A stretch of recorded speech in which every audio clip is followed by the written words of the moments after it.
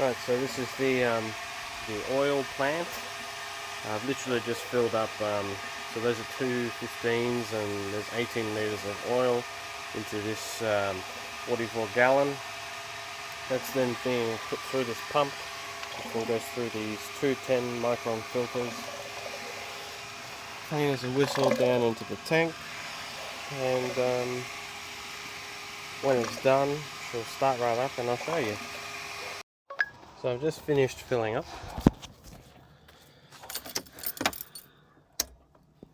And wait for the needle. Should have just under the first quarter.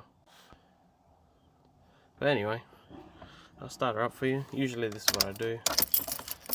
I just wait for the glow plugs a couple times, just to help warm the area. Make sure that we're in neutral before I start. And Bob's your uncle.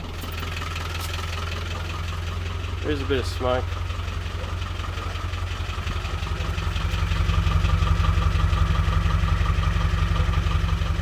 Obviously, if you put your foot down and boot it, it will produce smoke.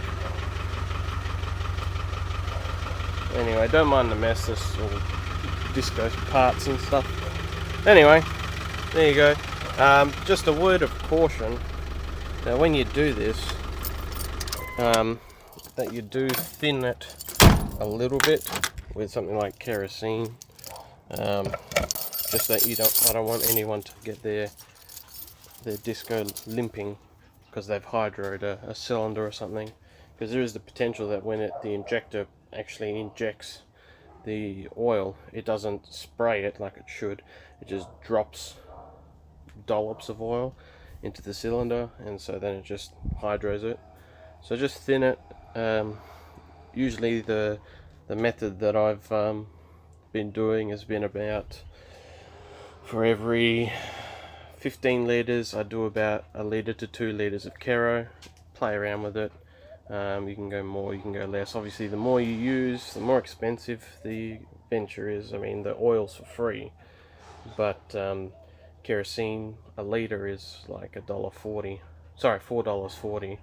So you're sort of eating into that trade-off there, where the oil is free but the kerosene is obviously not. So anyway, there you go, the D300 TDI D1 running off of vegetable oil with slightly thinned kerosene, but it does run on vegetable oil nonetheless, unmodified. There's no heater exchange between the fuel tank and the engine. It's literally just straight through. All the filtering is done by these water filter housings. There's 10 micron filter cartridges in there. They seem to do the trick, and that's just a pump I've picked up from the local pump shop. This is all braided hosing, and when the system does run, it runs at just over 10 psi. Word of caution with the oil: do not use oil shortening. This 44 gallon drum is completely full of shortening, and as you can see, it is it is quite thick. I have had many a cartridge filter clogged, and it actually bypasses the cartridges because of the high pressure. It just pushes the particles through, and it actually clogs your filter on the car. So word of caution: make sure that you don't use oil shortening. Use stuff like this, like blended veggie oil. Make sure that it's golden in color, and it runs like normal oil. It doesn't,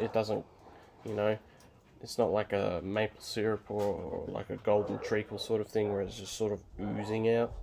make sure that it has good flow to it, and make sure that you have the way to filter it down so that there are no particulates in your system, because you don't obviously want to have your injectors clogged.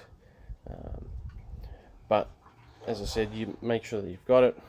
Now the filter's in place, make sure that you try and thin it out with some sort of kerosene, or I even use petrol just to thin it. And yeah, give it a go.